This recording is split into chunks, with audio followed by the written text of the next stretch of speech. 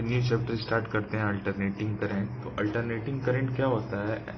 ऐसा करंट जो अपना मैग्नीट्यूड टाइम के साथ चेंज करे और पीरियोडिकली उसका अपना डायरेक्शन भी रिवर्स करता जाए। ठीक है, तो देख सकते हैं कोई भी आई और टाइम के बीच अगर ग्राफ इसका प्लॉट करेंगे तो लगातार इसका मैग्नीट्यूड चेंज हो रहा है टाइम के साथ। देखने पहले बढ़ रहा है फिर घट रहा है। ठीक, मैक्सिमम एम्पलीट्यूड यहाँ तक, यानी मैक्सिमम मैग्नीट्यूड का एम्पलीट्यूड कहते हैं, जानते होंगे।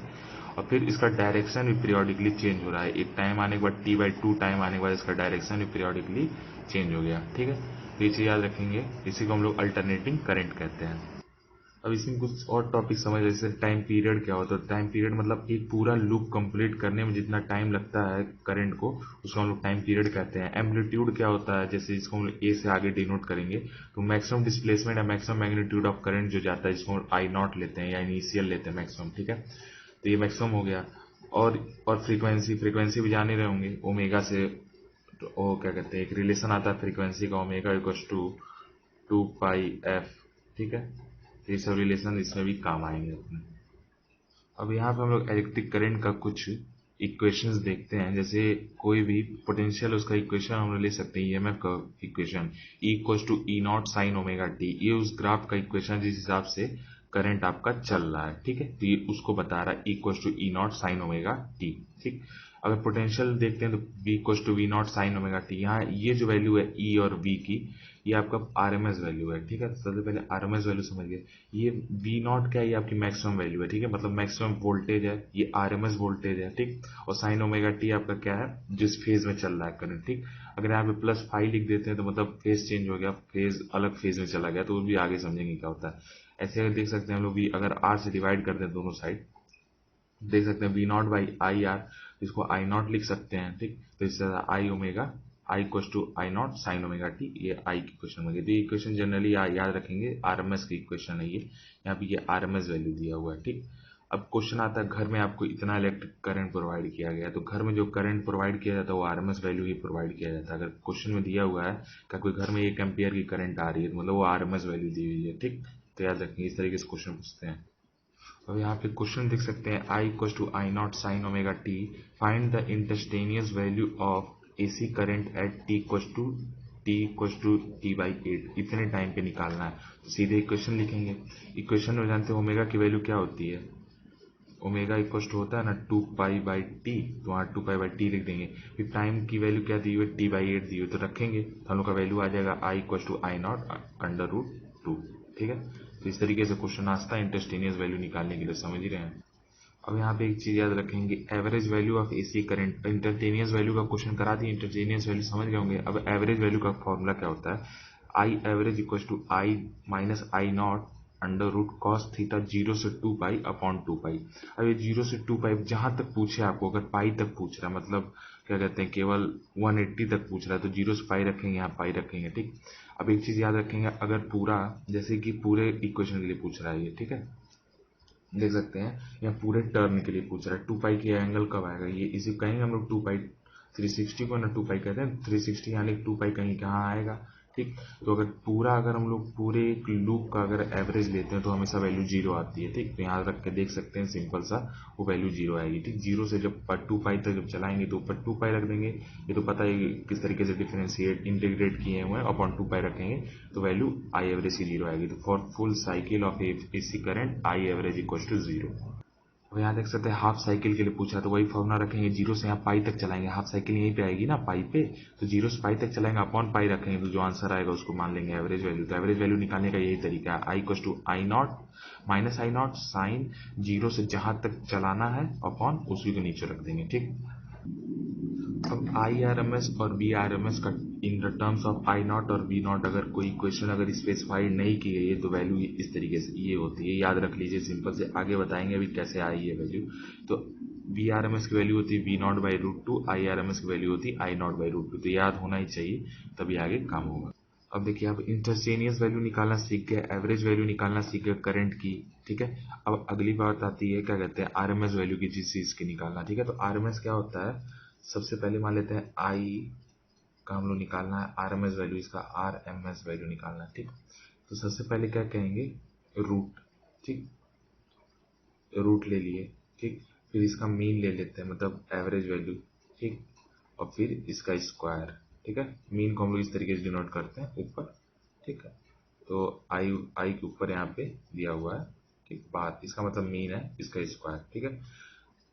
अब सीक्वेंस क्या फॉलो करते हैं, सबसे पहले स्क्वायर करते हैं, फिर उसका एवरेज लेते हैं, फिर लास्ट में रूट करते हैं, ठीक। आरएमएस आई मतलब आई आरएमएस वैल्यू की वैल्यू आ जाती है, ठीक। अभी क्या क्या याद रखना है, जो एवरेज वैल्यू होती है साइन ओमेगा टी की 0 होती है, कॉस ओमेगा टी की 0 होती है, साइन स्क्वायर ओमेगा टी की वैल्यू हाफ होती है, कॉस स्क्वायर ओमेगा टी की वैल्यू हाफ होती है, साइन 2 थीटा या कॉस 2 थीटा की वैल्यू 0 होती है, ठीक। अब जैसे बोला है, ये इक्वेशन आपको दे दी गई है, ठीक। अब कह रहा है आई की वैल्यू बताइए, ये आरएमएस वैल्यू है, अब कह रहा है इसकी आरएमएस वैल्यू बताइए एग्जैक्ट क्या आएगी। जो हम लोग देखे हैं कि अगर सिंपल सी इक्वेशन रहती है I equal to I naught sine omega T, तो उसकी आरएमएस वैल्यू आनी चाहिए कितनी, RMS value I naught by root two आनी चाहिए। अब देखते हैं कैसे आती है। सबसे पहले इस तरीके की इक्वेशन बना लेंगे, आई का स्क्वायर रूट मीन और फिर रूट, ठीक। सबसे पहले बोले स्क्वायर करना है, तो इस पूरे टर्म को रखेंगे आई की जगह, उसका स्क्वायर करेंगे, तो आई नॉट का square sine square omega T लिख दिए। अब इसका हम एवरेज लेंगे, ठीक है। तो देख सकते हैं आई नॉट का एवरेज आई नॉट हो जाएगा, कोई चेंज नहीं आएगा, लेकिन साइन ओमेगा टी का एवरेज देखिए बताएं हाफ होता है, तो इसके जगह हम लोग रख देंगे हाफ, ठीक। अब इसकी जगह हाफ रख दिया, अब लास्ट में रूट बचा हुआ है, ठीक। अब सबको बाहर निकालेंगे, तो आई नॉट स्क्वायर जो बाहर आएगा रूट के, देख सकते हैं आई नॉट बाहर आ जाएगा, और 1/2 को अगर बाहर निकालेंगे तो ये रूट टू बाहर आ जाएगा, ठीक है। तो इस तरीके से देख सकते हैं, इसी तरीके से क्वेश्चन पूछा जाता है। तीनों बता दीजिए, क्या कहते हैं, इंटरचेंजियस वैल्यू आपको निकालने के लिए, एवरेज वैल्यू निकालने के लिए और आरएमएस वैल्यू निकालने के लिए, ठीक है। अब एक और ये क्वेश्चन देख लीजिए, इसमें क्या कहते हैं, आई की वैल्यू दी हुई है I naught plus I naught sine omega t. अब कह रहा है इस आई की आरएमएस वैल्यू निकालनी है, तो इसको रखेंगे यहाँ पे, same to same procedure follow करेंगे, इसको स्क्वायर कर देंगे, तो देख सकते हैं स्क्वायर करने पे ये वैल्यू आएगा, इसका होल स्क्वायर होगा ना, तो इस तरीके से वैल्यू आएगी, ठीक। फिर आई नॉट का आई नॉट हो जाएगा, आई नॉट का स्क्वायर, इसका एवरेज ही रह जाएगा, इसका हाफ हो जाएगा, ठीक। फिर देख सकते हैं अगर इसका एवरेज लेंगे साइन ओमेगा टी का, तो वैल्यू 0 होती है, तो 0 मल्टीप्लाई करना सब 0 हो जाएगा, 0 हो गया, ठीक। फिर वैसे करते जाएंगे, हाफ प्लस करेंगे, अभी ये सब अंडर रूट ही चल रहा है, कंफ्यूज मत होइएगा। फिर इस तरीके से करते करते लास्ट में जब बाहर आएगा, तो आई आर एम एस की वैल्यू हो जाएगी √3 आई नॉट बाई √2, ठीक। तो इस तरीके की वैल्यू आ जाएगी। तो याद रखें, ये भी क्वेश्चन ट्राई कर सकते हैं आप। अब लास्ट आता है आई मैक्स पूछा जाता है, तो देखिए एक इक्वेशन दिया हुआ है, अगर इसमें दो चीजें दी हुई रहती हैं, ठीक है, तो आई मैक्स अगर पूछता है तो इसका फॉर्मूला जाता है, इस ये एम्पलीट्यूड है, ये भी एम्पलीट्यूड है, ठीक। तो इसका फॉर्मूला होता है, आई मैक्स का फॉर्मूला होता है अंडर रूट ए स्क्वायर प्लस बी स्क्वायर। तो याद रखेंगे ये फॉर्मूला बहुत इंपॉर्टेंट है, ठीक। अब यहाँ पे समझते हैं लीड करना क्या होता है, लैग करना क्या होता है, ठीक है। तो यहाँ देख सकते हैं दोनों की इक्वेशन दी है, v equal to V naught sine omega T, I equal to I naught sine omega T. तो इसमें देख सकते हैं जो डिफरेंस है, क्या कहते हैं उसका, जो फेज डिफरेंस है, ठीक है, देख सकते हैं 0 का फेज डिफरेंस, क्योंकि sign omega T minus sign omega T करेंगे तो फेज डिफरेंस आपका 0 हो जाएगा, ठीक है। तो देख सकते हैं फिर यहाँ पे दोनों साथ ही साथ चलेंगे लगभग लगभग, ठीक। फिर नीचे वाले केस में देख सकते हैं, फिर अगला आपका एग्जाम्पल है दूसरा वाला, इसमें देख सकते हैं आई की वैल्यू जो है वो I naught sine omega T plus five है, और वी की value V naught sine omega t है, ठीक। तो यहाँ जो करंट है वो लीड कर रहा है फाइव वैल्यू से, इन दोनों को माइनस अगर करेंगे तो फाइव बच जाएगा, तो करंट कितने से लीड कर रहा है, फाइव से, ठीक। तो देख सकते हैं करंट इससे फाइव लीड कर रहा है, ठीक, हमेशा करंट आगे चल रहा है, और ये कितना फाइव इससे लैग कर रहा था, ये चीज बताई जा रही है डायग्राम के तहत कैसे लीड और लैग करता है, ठीक। अब तीसरी क्वेश्चन देख सकते हैं, ये तीसरा है, ठीक है। इसमें देख सकते हैं आई इक्वल टू आई नॉट, अब यहाँ पे जो पोटेंशियल है वो लैग कर रहा है, ठीक। तो वही बात है, ऊपर वाली बात है। तो यहाँ देख सकते हैं इस तरीके का ग्राफ भी कुछ उसी तरीके का ग्राफ है, जो आई इक्वल टू आई नॉट है वो तो इसी तरीके से आपका चल रहा है, ठीक। और जब का वोल्टेज है वो फाइव डिस्टेंस लैग कर रहा है, ठीक। तो कुछ इस तरीके का ये भी बनेगा, ये वोल्टेज का हो गया और ये आई का हो गया, ठीक है। इस तरीके से रिप्रेजेंट किया जाता है कि फाइव एंगल लैग कर रहा है, ठीक। अगर इसको ऊपर कर दें, अगर इसको ऊपर हम लोग कर दें इस तरीके से, अगर हम लोग कर दें वी, तो हो जाएगा फाइव एंगल वी लीड कर रहा है इससे, ठीक। तो ये समझ गए होंगे। अगर अब यहाँ पे आप एलसीआर सर्किट अगर समझ जाएंगे तो तीनों आप समझ जाएंगे, एल सर्किट और सी और आर सर्किट तीनों समझ आ जाएगा, ठीक है। अगर एलसीआर सर्किट समझ गए तो देख सकते हैं यहाँ एक पोटेंशियल डिफरेंस दिया हुआ है, v equal to V naught sine omega T मान लेते हैं पोटेंशियल दिया हुआ है। फिर यहाँ पे एक इंडक्टर लगाए हैं, कैपेसिटर लगाए हैं, एक रेजिस्टेंस लगाए हैं, ठीक है। तो इंडक्टर के अलोंग जो वोल्टेज ड्रॉप हो रहा है VL हो रहा है, इसके अलोंग VC हो रहा है, और इसके अलोंग तो जानते हैं VR होता है, VR मान लेते हैं, V मानते हैं जो भी, ठीक। करंट तो सब में सेम ही जा रही होगी अभी। अभी इसका हम लोग ग्राफ अगर देखेंगे तो पहले तो जानिए, याद कर लीजिए इसको अभी, ये एकदम रट्टाफिकेशन है कि जो वोल्टेज होता है किसका, इंडक्टर का वोल्टेज करंट के वोल्टेज से 90 डिग्री लीड करता है, और जो कैपेसिटर का वोल्टेज होता है वो करंट से 90 डिग्री लैग करता है, ठीक। ये याद कर लीजिए, समझना होगा तो अगर आप समझते होंगे, लास्ट टाइम में रिवीजन में बस ये देख लीजिए, ठीक है। तो अब इसका इक्वेशन अगर हम लोग बनाएंगे तो मान लेते हैं, सब एज्यूम करते हैं कि VL बड़ा है, तो इस लाइन को हम लोग क्या ले सकते हैं, VL माइनस VC ले सकते हैं ना, ठीक। VL माइनस VC हो गया, इतने दूर की वैल्यू हो गई VL माइनस VC, ठीक। और इधर हो गया आपका VR, ठीक है, समझ गए होंगे। अब वी नेट अगर निकालेंगे, वी नेट, तो इसका रिजल्टेंट कुछ इस तरह जाएगा ना, तो वी नेट की वैल्यू क्या हो जाएगी, अंडर रूट VR का स्क्वायर प्लस VL का स्क्वायर माइनस VC का स्क्वायर, ठीक है। तो मतलब VL का स्क्वायर माइनस VC का होल स्क्वायर, तो ये इस तरीके से रिजल्टेंट निकालते हैं। तो ये हो गया वी रिजल्टेंट निकालने का तरीका। अभी आप देख सकते हैं वी अप्लाइड, जो वोल्टेज अप्लाइड उसका निकालने का तरीका वही चीज है जैसे पीछे बताएं, ठीक। अब आता है इम्पीडेंस। इम्पीडेंस मतलब नेट रेजिस्टेंस कितना है। यहाँ देख सकते हैं कि जो R है वो तो रेजिस्टेंस ऑफ द सर्किट दिया हुआ है, XC क्या है जो कि रेजिस्टेंस ऑफ कैपेसिटेंस अप्लाई कर रहा है, ठीक। और XL जो इंडक्टेंस जो है वो जितना रेजिस्टेंस अप्लाई कर रहा है, इन तीनों की वैल्यू आती है ओम में, ठीक। इन तीनों की वैल्यू आती है ओम में, ठीक है। इसका फॉर्मूला क्या होता है, 1/ωc। ये क्या है, ये आपका कैपेसिटेंस है, ठीक। इसकी वैल्यू आती है ωL। ये क्या है आपका, जो आपका इंडक्टेंस, ठीक है। तो आपको क्वेश्चन में क्या दिया रहेगा, कैपेसिटेंस की वैल्यू दी रहेगी, इंडक्टेंस की वैल्यू दी रहेगी, ठीक है। और रेजिस्टेंस का वैल्यू दिया रहेगा, पूछ देगा इम्पीडेंस, ठीक है। और एक इक्वेशन दिया रहेगा, उसके अंदर आपको ओमेगा पता चल जाएगा। तो ओमेगा जैसे पता चलेगा तो कैपेसिटेंस की वैल्यू यहाँ रख के सबसे पहले हम लोग क्या ले आएंगे, XC ले आएंगे, फिर इंडक्टेंस की वैल्यू यहाँ रख के उसके बाद XL ले आएंगे, फिर लास्ट में फॉर्मूला इम्पीडेंस, जो total resistance of the circuit निकालने का तरीका है, वो क्या होता है, under root R square plus XL minus XC का होल स्क्वायर, सेम जैसे V निकाले थे, ठीक। अभी आप देख सकते हैं फेज डिफरेंस निकालने का तरीका। अब फेज डिफरेंस का फॉर्मूला क्या होता है, tan theta equal to VL minus VC upon VR। इस तरीके से अगर वोल्टेज दिया हुआ सबके अराउंड तो भी निकाल सकते हैं। अगर सबके अराउंड हम लोग को, मतलब जैसे उसका रेजिस्टेंस दिया हुआ है, ठीक है, सबका, तो भी हम लोग ये थीटा निकाल सकते हैं। अब आगे पढ़ेंगे, आएगा पावर फैक्टर, ठीक है। पावर फैक्टर का फॉर्मूला होता है कॉस थीटा, ठीक, कॉस फाई, मतलब कॉस ऑफ फेज डिफरेंस, इसी को हम लोग पावर फैक्टर कहते हैं, कॉस ऑफ फेज डिफरेंस। यहाँ तक ठीक है, ये वही चीज है। तो सबसे पहले आपको किस तरीके से क्वेश्चन आता है, आपको XL XC दिया रहेगा और R दिया रहेगा, और बोलेगा कि आपको क्या कहते हैं, पावर फैक्टर निकालना है। सबसे पहले तो आप यहाँ से tan थीटा की वैल्यू निकालेंगे, ठीक। tan थीटा की वैल्यू जब पता चल जाएगी तो फिर ट्रायंगल बना के tan थीटा की वैल्यू रखेंगे, ठीक। और सबकी वैल्यू मान लेते हैं, tan थीटा की वैल्यू 2/4 आ गई, तो tan थीटा क्या होगा, परपेंडिकुलर अपॉन बेस 2/4।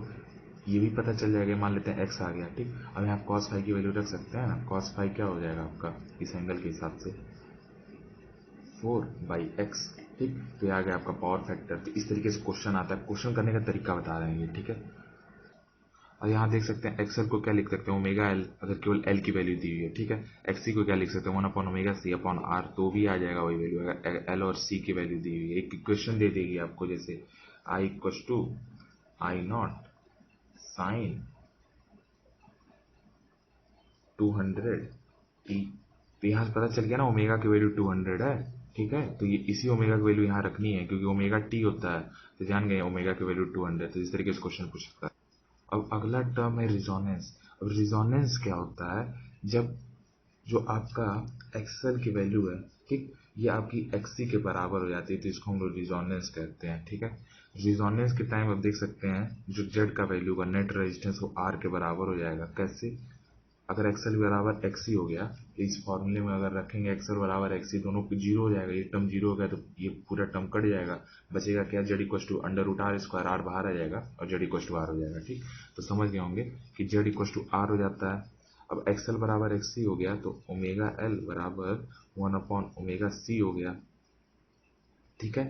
तो इस तरीके से अगर हम लोग फिर यहाँ रखेंगे omega square equals to 1/L C, ठीक है।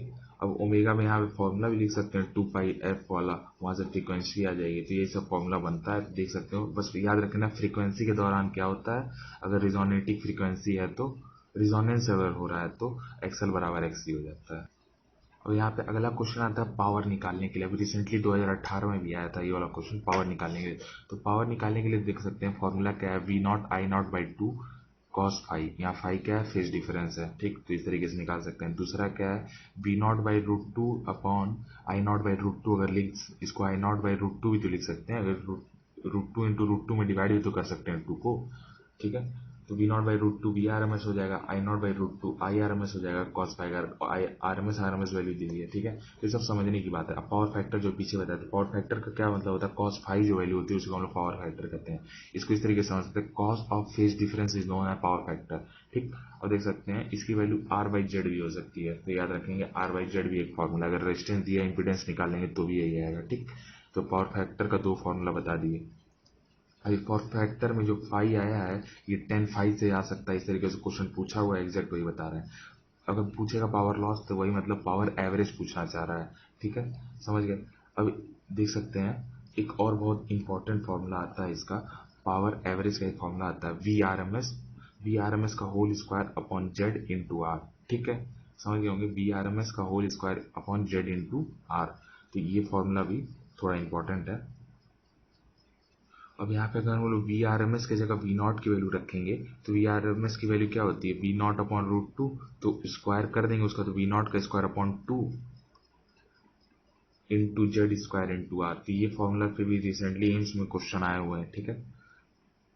अब रिजोनेटिंग फ्रीक्वेंसी बताई थी, रिजोनेंस में क्या हो जाता है आपका R=Z हो जाता है, तो यानी पावर फैक्टर मैक्सिमम हो जाती है 1 के बराबर, ठीक है। रिजोनेंस से समझ ही रहोगे R=Z कैसे होता है, वो पीछे बताएंगे, ठीक है। और F फॉर्मूला ये डिराइव करने वाले थे, ओमेगा स्क्वायर लिख के जो करने जा रहे थे LC, इससे करेंगे तो यही फॉर्मूला आएगा जब ओमेगा की वैल्यू रख देंगे 2πf, ठीक है, समझ गए होंगे। अब यहाँ पे नेक्स्ट टर्म आता है आपका क्वालिटी फैक्टर। तो क्वालिटी फैक्टर क्या है, क्वालिटी फैक्टर को आप इस तरीके से समझ सकते हैं कि जिसका क्वालिटी फैक्टर ज़्यादा होगा उसका ट्यूनिंग बहुत अच्छी होगी। इसका एक ही फॉर्मूला होता है 1/R इंटू √L/C, ठीक है। तो ये फॉर्मूला भी इसका याद रखेंगे, बहुत इंपॉर्टेंट फॉर्मूला है, 1/R √L/C। तो ये क्वालिटी फैक्टर, और क्वालिटी फैक्टर भी इस तरीके से क्वेश्चन आता है, जिसका क्वालिटी फैक्टर ज़्यादा होगा उसका ट्यूनिंग अच्छी होगी, उसकी रिजोनेंस जल्दी आ जाएगी, ठीक है। तो इस तरीके से भी क्वेश्चन आया हुआ है। क्वालिटी फैक्टर को आप इस तरीके से देख सकते हैं, XL/R, XC/R, we VC/VR, BL/VR। तो इस तरीके से भी क्वेश्चन पूछा जा सकता है, ये भी फॉर्मूला इंपॉर्टेंट है। अब दो चीज़ें यहाँ समझ लेते हैं जो आपको क्या कहते हैं पूरे फिजिक्स में कभी भी हमेशा काम आएगी। तो एक चीज़ याद रखिए, एक होता है आपका इंडक्टर, ठीक, और एक चीज़ होता है आपका कैपेसिटर, ठीक है। दोनों में हम लोग मान लेते हैं आई करंट प्रोवाइड किए हैं, ठीक है। इंडक्टर में अगर बहुत देर तक टी इनफाइनाइट तक अगर हम लोग करंट प्रोवाइड कर देते हैं तो इंडक्टर कैसे वर्क करता है, एज अ वायर की तरह वर्क करने लगता है, ठीक है। मतलब ये पूरा गायब हो जाएगी, इसकी जो एल की वैल्यू हो जाएगी वो कुछ नहीं रह जाएगी, ठीक, वायर की तरह एक्ट करने लगेगा। लेकिन अगर T equals to just second, मतलब तुरंत स्विच ऑन करते जस्ट सेकेंड के लिए देखेंगे तो ये शॉर्ट सर्किट की तरह रिप्रेजेंट होता है, मतलब इसमें करंट ही नहीं पास करेगी, ठीक है। इसका जस्ट अपोजिट होता है कैपेसिटर। कैपेसिटर में अगर टी इनफाइनाइट तक ले जाएंगे तो ये फुल्ली चार्ज हो जाएगा और करंट को अपोज करने लगेगा, ठीक। तो ये आपका ओपन सर्किट की तरह काम करना लगता है। अगर टी जस्ट सेकंड मतलब स्विच जस्ट ऑन करते अगर हम लोग देखेंगे, ठीक है, तो ये आपका क्या कहते हैं चार्ज नहीं हुआ रहेगा और एज अ वायर की तरह काम करेगा, ठीक। अब यहाँ पे क्वेश्चन एक ही क्वेश्चन में समझा देते हैं क्या चीज़ कहना चाह रहे हैं। जैसे देखिए एक रेजिस्टेंस दिया हुआ है, ठीक, एक यहाँ पे आपका इंडक्टर दिया हुआ है, फिर रेजिस्टेंस दिया है, ठीक है, फिर यहाँ पे आपका एक और इंडक्टर दिया हुआ है, ठीक है, फिर रेजिस्टेंस दिया हुआ है।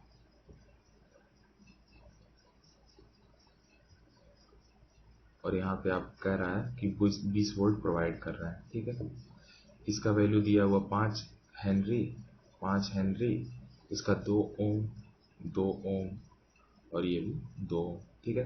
अब कह रहा है टी इनफाइनाइट पे करंट कितना होगा सर्किट में, ठीक है, करंट आई की वैल्यू क्या होगी सर्किट में। तो टी अगर इनफाइनाइट कर देंगे तो ये वायर की तरह काम करेंगे, ये भी वायर की तरह काम करने लगेगा, ठीक। ये दोनों आपस क्या कहते हैं पैरेलल कॉम्बिनेशन बन जाएंगे, इन दोनों को ऐड करेंगे तो 1 वैल्यू आ जाएगी, और पूरा सर सीरीज में ले जाएंगे तो ये 3 वैल्यू आ जाएगी। तो वैल्यू हो जाएगी आपका 20/3। ये समझ ही रहे होंगे, ठीक है। फिर यहाँ ये देखना था कि वायर की तरह काम करने लगेगा, ठीक है। अगर कहेगा टी फॉर 1 सेकंड, 1 सेकंड के लिए, जस्ट जैसे बैटरी ऑन की है, ठीक है, तो ये शॉर्ट सर्किट की तरह काम करेगा। शॉर्ट सर्किट कह रहे हैं मतलब ये ओपन वायर की तरह काम करेगा, ठीक। तो यहाँ सर्किट ब्रेक करके, यहाँ सर्किट ब्रेक करके, तो करंट जो करंट है वो आपका इसमें जाएगा और वापस आ ही नहीं पाएगा, ठीक है। तो यहाँ पे करंट आपका 0 हो जाएगा। समझ गया है, ये भी चीज समझ रखें, करंट जाता है उसी रास्ते पे जहाँ से उसको आने का मौका मिलता है, ठीक। अगर यहाँ पे हम लोग अब एक और वायर जोड़ दें, ठीक, और सेम कंडीशन लगा दें, तो देख सकते हैं करंट इसमें भी नहीं जाएगा, इसमें भी नहीं जाएगा, यहाँ ब्रेक हो गया, यहाँ भी ब्रेक हो गया। टी फॉर 1 सेकंड की बात कर रहे हैं। अगर यहाँ एक वायर लगाया हुआ है, ये भी ब्रेक हो गया, ये भी ब्रेक हो गया, और करंट केवल 2 एम्पियर यानी कि 20/2 हो जाएगा, तो 10 आ जाएगा, ठीक। तो इस तरीके से क्वेश्चन पूछा था, और जस्ट अपोजिट इसका क्या कहते हैं आपका कंडक्टर हो जाएगा, वो हो जाएगा क्या कहते हैं जो जो कैपेसिटर है, जस्ट इसका अपोजिट हो जाएगा। दूसरे इस क्वेश्चन आया हुआ जो 2017 में भी आया, इसमें आया, जेईई मेंस में आया। और यहाँ पे अगला चैप्टर और फाइनल चैप्टर मैग्नेटिज्म पार्ट का शुरू करते हैं, इलेक्ट्रोमैग्नेटिक वेव्स, ठीक है। तो इलेक्ट्रोमैग्नेटिक वेव्स में पहले तो याद रखेंगे लाइट ही एक एग्जांपल है इलेक्ट्रोमैग्नेटिक वेव का। साउंड किसका एग्जांपल है, साउंड ट्रांसवर्स वेव का एग्जांपल है, ठीक है। तो इलेक्ट्रोमैग्नेटिक वेव में याद रखेंगे जो वेव होता है वो इलेक्ट्रिक फील्ड और मैग्नेटिक फील्ड में उसका पावर आधा आधा, पावर एनर्जी का पावर कह रहे हैं, एनर्जी जो होता है वो इलेक्ट्रिक फील्ड और मैग्नेटिक फील्ड में हाफ हाफ डिवाइड होता है, ठीक है। अब डायरेक्शन ऑफ प्रोपोगेशन मान लेते हैं वेव एक्स में डायरेक्ट प्रोपोगेट कर रहा है, एक्स की तरफ बढ़ रहा है, और इलेक्ट्रिक फील्ड ऊपर है, मैग्नेटिक फील्ड मान लेते हैं नीचे। तो इलेक्ट्रिक फील्ड, मैग्नेटिक फील्ड और डायरेक्शन ऑफ प्रोपोगेशन तीनों आपस में परपेंडिकुलर होते हैं, ठीक है। समझ रहे होंगे, तीनों ऑप्शन में परपेंडिकुलर होने ही चाहिए, कोई भी पैरेलल नहीं होता है एक दूसरे के। तो electric field is perpendicular to magnetic field and magnetic field is perpendicular to direction of propagation, ठीक है। अब एक इक्वेशन समझते हैं, जैसे दिया y equal to a sine omega T plus K X plus five, ठीक है। तो y क्या है, पार्टिकल y में ऑक्सीलरेट कर रहा है, मतलब जो पार्टिकल है वो ऊपर नीचे y में हो रहा है, ठीक है। इस तरीके से y में होके आगे बढ़ रहा है, आगे किधर बढ़ रहा है, x डायरेक्शन में, ठीक है। अगर ये यहाँ क्या कहते हैं, और ये क्या दिया आपका x डायरेक्शन में प्रोपोगेट कर रहा है, तो इस तरीके से आगे बढ़ रहा है, ऊपर नीचे हो रहा है, इस तरीके से आगे बढ़ रहा है, ठीक है। एक क्या है मैक्सिमम डिस्प्लेसमेंट, यानी कि इसकी बात कर रहा है, ये पार्टिकल मैक्सिमम डिस्प्लेस करेगा, समझ रहे हो, एम्पलीट्यूड किसको कहते हैं, ठीक है।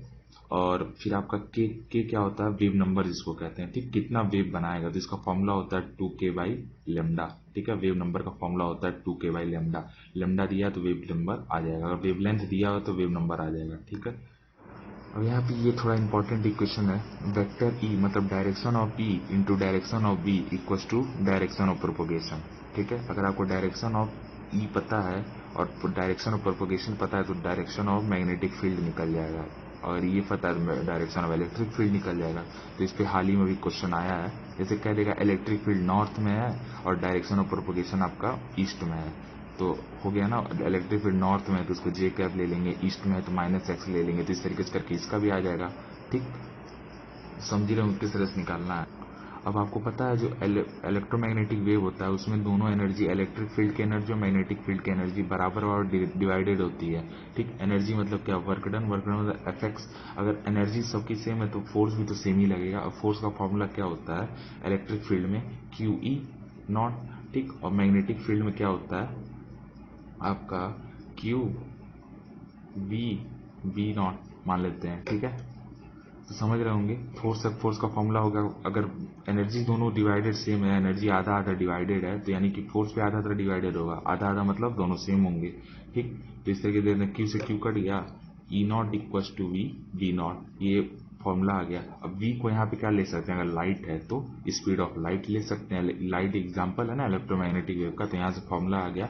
अगर इलेक्ट्रिक फील्ड पता है आपको और स्पीड ऑफ, और तो पूछते मैग्नेटिक फील्ड कितना होगा उसका, एक इलेक्ट्रोमैग्नेटिक वेव है उसकी इलेक्ट्रिक फील्ड इतना है तो मैग्नेटिक फील्ड कितना होगा, तो equal to C into magnetic field, तो फॉर्मूला याद रखेंगे। तो जैसे कि क्वेश्चन दिया है उसमें इलेक्ट्रोमैग्नेटिक वेव की एनर्जी दी हुई है 900 न्यूटन पर कूलाम।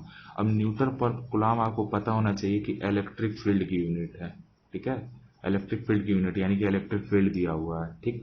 अब इलेक्ट्रिक फील्ड आपको पता चल गया तो मैग्नेटिक फील्ड निकालने का फॉर्मूला वही है, 900 बटे कर देंगे 3 × 10⁸ तो आ जाएगा आपका मैग्नेटिक फील्ड का फॉर्मूला। अब अगला आता है कि आपको सारी रेस का ये याद होना चाहिए, जो लेमडा है वो आपको याद होना चाहिए, ठीक है। अब क्यों लेमडा याद होना चाहिए तो समझिए। जैसे क्वेश्चन पूछता है, जैसे यहाँ नीचे क्वेश्चन देख सकते हैं, यहाँ पे दिया हुआ है एनर्जी दिया हुआ है एक वेव का, ठीक। अब हम लोग एनर्जी का फॉर्मूला लिख सकते हैं ना, E=sc/λ, ठीक। और एक और फॉर्मूला E=1240/λ इन नैनोमीटर, तो ये भी फॉर्मूला पता ही होगा। यहाँ से लेमडा निकाल लेंगे, लेमडा की वैल्यू आ गई 0.8, ठीक। अब 0.8 क्या है, 0.01 से लेके 100 एंगस्ट्रॉम के बीच में है ये, ठीक। तो यहाँ फॉर्मूला देख सकते हैं 0.01 से 100 एंगस्ट्रॉम के बीच एक्सरे आता है, तो यानी कि कौन सा वेव का एनर्जी दिया हुआ था, एक्सरे का एनर्जी दिया हुआ था, इससे जो क्वेश्चन आता है, ठीक है। तो आपको ये पूरा चार्ट याद होना चाहिए, ठीक। फिर याद रखेंगे विजुअल लाइट में सबसे ऊपर होता है विबग्योर और सबसे लास्ट में होता है रेड लाइट। तो रेड लाइट के बाद आता है इंफ्रारेड और यूवी रे के बाद आता है विजुअल लाइट। तो इस तरीके से भी याद रखेंगे, ठीक है। फिर बाकी देख सकते हैं 0.1 लेस देन 0.1 एंगस्ट्रॉम, 0.1 से 100, 100 से 300 3600, फिर 3600 से बाद तो 7800 और 7800 से 1 मिलीमीटर, 1 मिलीमीटर से 0.1 मीटर और 0.1 मीटर से 10⁴ मीटर। अब ये क्वेश्चन देख सकते हैं, पता ही होगा C=1/√μ0 ये आया है डायमेंशन, एक बार पूछ दिया था कि यहाँ पे जो म्यू इंटू एप्सिलॉन नॉट का डायमेंशन कितना होगा तो सी के बराबर होगा, इस तरीके से आप इक्वेट कर सकते हैं। बाकी ये वैल्यू याद होनी चाहिए, एप्सिलॉन नॉट की वैल्यू कितनी होती है 8.8 × 10⁻12 और म्यू नॉट की वैल्यू तो पता ही होगा 4 पाई × 10⁻7 होती है, ठीक है, 4 पाई × 10⁻7, ठीक है। अगर किसी मीडियम का दिया हो तो वही सेम फॉर्मूला आपका चेंज हो जाएगा मीडियम में, ठीक है। रिलेटिव दिया हो तो इस तरीके से हम लोग लिख सकते हैं, इसको एक बार और चेंज कर सकते हैं 1/√μ0 mu relative into epsilon naught relative. तो इस तरीके से भी फॉर्मूला कन्वर्ट हो सकता है। अब अगला आता है एनर्जी डेंसिटी और एनर्जी डेंसिटी का फॉर्मूला। तो एनर्जी डेंसिटी होता क्या है आपका, पहले देख सकते हैं एनर्जी पर यूनिट वॉल्यूम, ठीक है। तो अगर इलेक्ट्रिक फील्ड की एनर्जी डेंसिटी पूछा तो हाफ एप्सिलॉन नॉट E² और मैग्नेटिक फील्ड का पूछा तो हाफ B²/μ0, ठीक है। तो याद रखेंगे, इसी तरीके से क्वेश्चन ही बनता है।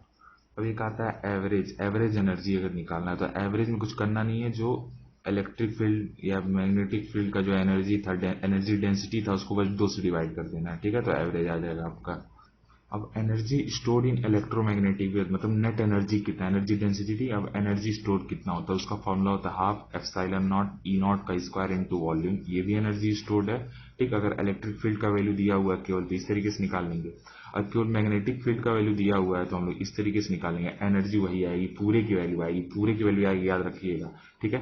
अगर केवल पूछ दे टोटल की वैल्यू और इलेक्ट्रिक फील्ड की वैल्यू दी हुई है, मैग्नेटिक फील्ड की वैल्यू दी हुई है, ठीक है, और आपको स्पेशल कोई ऑप्शन उसमें रहे इसमें टोटल एनर्जी पूछा रहे दोनों के टर्म्स में, ठीक है, यानी कि इसको भी आधा जोड़ दें इसको भी आधा कर दें तो आपको मिल जाएगा। यहाँ देख सकते हैं एक फॉर्मूला है यहाँ पे टोटल एनर्जी का दोनों के टर्म्स में अगर पूछे टोटल एनर्जी तो ये भी हो सकता है, टोटल एनर्जी का फॉर्मूला ये भी है आपका हाफ एप्सिलॉन नॉट E0 का स्क्वायर इंटू वॉल्यूम, ये भी टोटल एनर्जी का फॉर्मूला है, ठीक है, ये भी टोटल एनर्जी का फॉर्मूला। लेकिन अगर दोनों के टर्म्स में पूछे तो इस तरीके से 1/4 एप्सिलॉन नॉट E² और प्लस 1/4 एप्सिलॉन नॉट μ0, ठीक है। तो इस तरीके से भी पूछ सकता है।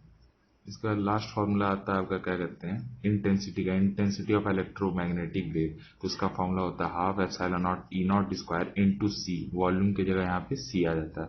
अभी सी कैसे आया जानने की जरूरत नहीं, सिंपल से सी याद कर लीजिए, इंटेंसिटी के फॉर्मूले में एनर्जी इंटेंसिटी इंटू सी हो जाता है, ठीक है, समझिए। और यहाँ पे लास्ट देख सकते हैं मैक्सवेल का इक्वेशंस देख सकते हैं, इसको बार देख लीजिए, क्या पता ऑप्शंस में आ जाए, एलिमिनेट करने में आसानी हो। आया तो नहीं आज तक ये इसका क्वेश्चन पूछा नहीं है नीट में, ठीक है, तो लेकिन मैक्सवेल का एक बार इक्वेशन देख लीजिए, क्या पता आसानी हो एग्जाम्पल्स में अगर आ जाए तो।